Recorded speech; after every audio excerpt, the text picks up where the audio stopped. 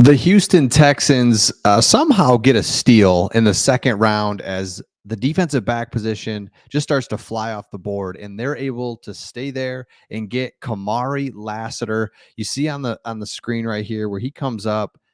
Physicality is his MO. He's big, he's strong. Absolutely love everything about him. Here's a term that's been used: an belligerent absolutely belligerent at the catch point, wired correctly for NFL run support duty, instincts, play recognition, easy to open hips, uses hand fighting, disruptive, disrupts the rhythm downfield. Everything that you absolutely love. If you are a Houston Texans fan, this guy fits perfectly. If you're new to the channel, we're Detroit Lions fans, and we have this channel all about teams that kind of get overlooked. And by now, we've got quite the community here on this channel, and we like the Texans. And again, you see all the Lions gear. You think, well, what are we? Where are we? Love it. Love watching what the Texans are doing. We've been all over it from the beginning, from a year ago, before, right when they got CJ Stroud. It's kind of like, I think they're going to be good. And so we just keep kind of riding that train. So Kamari Lassiter, if you've noticed here in the early part of the second round, corners are flying off the board.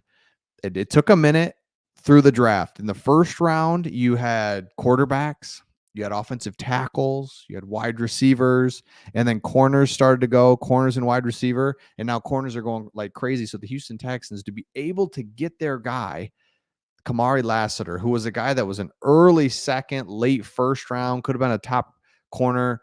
Literally, if the boards fall a little bit differently and corners go a little earlier, I mean, he's a first round pick at Georgia. I love that. Okay, so I'm going to just name, and we'll go through a couple articles here on Kamari Lassiter, but just a couple things on this guy.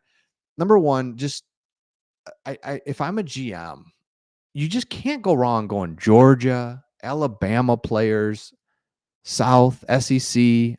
So I love that. I just love that. And the Lions have been doing that lately. And it's like, thank you. Unless you know for sure, don't be drafting guys from Marshall or from Kent State. You know what I'm saying? Like, come on. So I love that. Next thing, so he's been in a pro defense. He's been around big time players. He's been going against big time players. He's a starting player for the Georgia Bulldogs. So I love all that. Next thing, it was a need for the Houston Texans. So best player available and you get a need. That's what you're looking for in the draft. Now you don't want to chase need, but if it's there and it's best player available, boom. So now remember, we looked at corners for the Houston Texans. They got Jeff Okudah. I'm just looking at like the new additions, right? Jeff Okudah is a perfect new addition. We'll see where he fits, but you also had to go get a young guy because you're not banking on Jeff Okudah, but you're hoping that a change of scenery would help. Well, here's the dude, right? Like, I love everything about him. And here's what I love. Miss me with the talk about the 40 time with Lassiter. Lassiter playing boundary corner in the SEC. I was just talking about it. Allowed 136 yards all season and a passer rating of 48 when targeted. It also confirmed that Lassiter ran a 4.5 instead of a 4.6. This is a great pick. Completely agree, because his MO is physicality. So he's not a burner wide receiver. He's going to get in there. He's going to be sticky. He's going to make it hard on people. That's what you want. Is he going to get some penalties? Maybe more than other guys? Maybe. Don't care. I want you handsy. I want you up in there. This is a DeMeco Ryans physicality pick. And that's what we have to remember. Always look at who your coach is. You know, you look at Jim Harbaugh goes and gets Joe Alt. Like, duh. Dan Campbell, look at the guys he gets. Look at the culture and what the Texans have. And it's clear to see we're physical. We're going to be physical at corner, at defensive line, safety, offensive line. That is what is going to make the Houston Texans. And so, come on. Like, what are we doing here? Love all of it.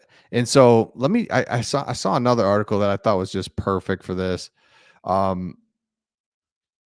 And I think Nick Caserio wanted him from the jump too. I was hoping he'd be there. Obviously, you have a cluster of guys that you like, but come on. This is a great pick. So let me know your thoughts in the comments. And I also love too that we talked about it leading up to the draft, that a very smart move by the Texans, because we knew there'd be depth and we knew there'd be players into the second, third round. So it was very smart for them to move back, get extra picks, because this draft is really deep. Okay, let me know your thoughts in the comments. Houston Texans fans love what they're doing. They keep doing really good things. And now let's take a look. I just want to look at kind of the draft tracker as we get into this now. So we look at it. The Houston Texans picked 42, and the Texans again will pick at pick 59. So in just at the end of round 2, you're going to have possibly two starters, one for sure. So let me know your thoughts, and we'll see all of you on the next one.